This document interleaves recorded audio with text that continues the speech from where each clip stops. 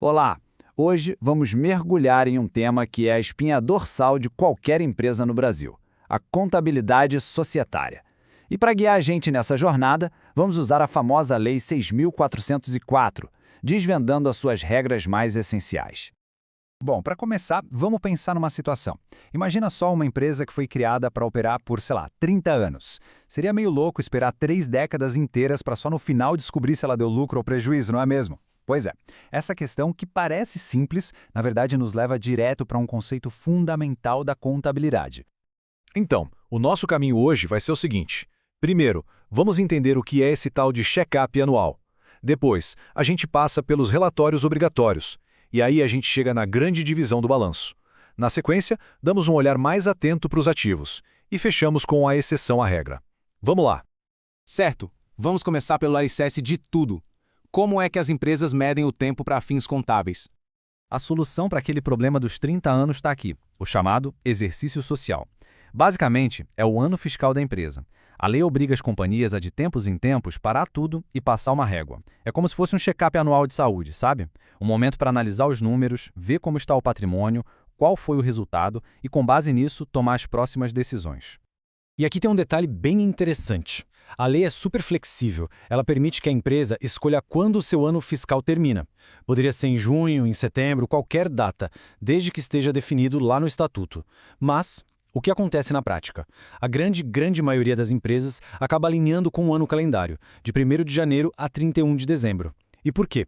Simples, para facilitar a vida na hora de apurar os impostos, já que o calendário fiscal do governo é esse. Ok, então já entendemos o período de tempo. A questão agora é, no final desse período, o que exatamente a empresa precisa mostrar? É aí que entram as demonstrações financeiras. Pensa nelas como os boletins da empresa. A lei exige um conjunto delas. O balanço patrimonial é tipo uma foto, mostrando tudo que a empresa tem e deve numa data específica. Já a DRE, a demonstração do resultado, é o filme do ano, contando se teve lucro ou prejuízo. A DLPA mostra o que foi feito com esse lucro. A DFC é o extrato bancário detalhado, rastreando toda a grana que entrou e saiu.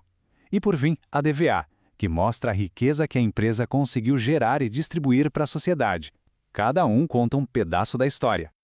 Mas, atenção, um ponto importante, não são todas as empresas que precisam entregar todos esses relatórios. A grande diferença está na DVA, a demonstração do valor adicionado. Ela é uma exigência específica para as companhias abertas, ou seja, aquelas que têm ações negociadas na Bolsa de Valores. Para as outras, a regra geral é que o restante dos relatórios é obrigatório, com algumas poucas exceções. Agora vamos focar um pouco mais no balanço patrimonial, porque existe uma regra de ouro para organizar ele. A grande divisão entre o que é de curto prazo e o que é de longo prazo. O princípio que manda em tudo aqui é a liquidez. O que é isso? É o quão rápido um ativo pode virar dinheiro na mão da empresa. E a organização do balanço segue essa lógica. Os ativos são listados em ordem do mais líquido para o menos líquido. Começando, claro, pelo mais líquido de todos, que é o próprio dinheiro em caixa. E essa ideia de liquidez nos leva à linha divisória mais importante de todas.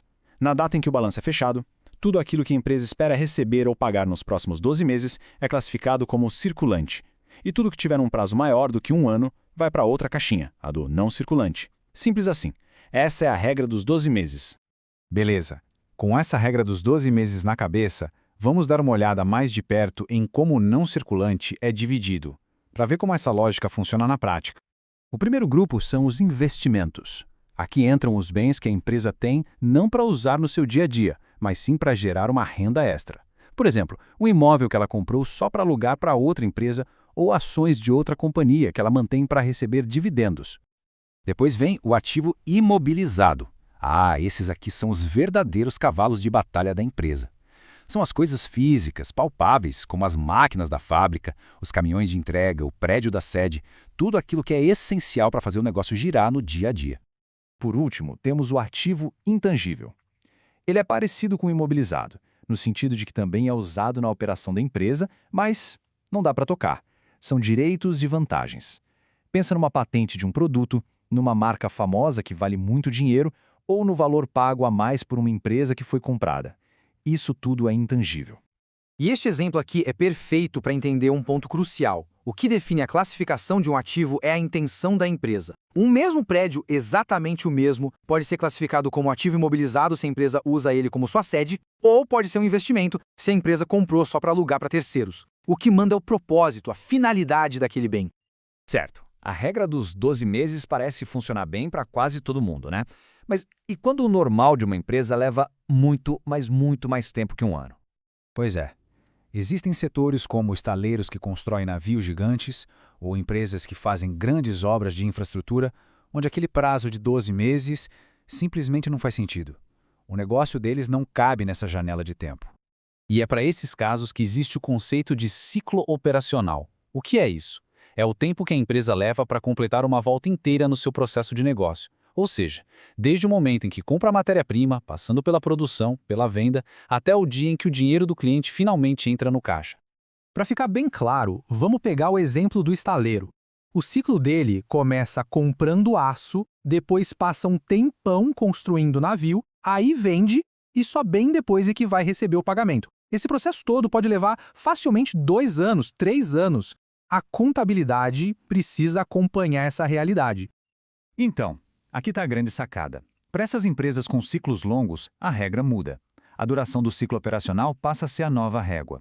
Se o ciclo de um estaleiro é de 2 anos, por exemplo, tudo que vai acontecer dentro desses 2 anos é classificado como circulante. A régua dos 12 meses é substituída pela régua do ciclo operacional do negócio. Entender essas regras todas é como aprender a ler um novo idioma. É o primeiro passo para conseguir decifrar as histórias que os números estão tentando contar. Porque no fim das contas, é isso que eles fazem. A pergunta que fica é, sabendo ler, que história a próxima demonstração financeira que aparecer na sua frente vai contar?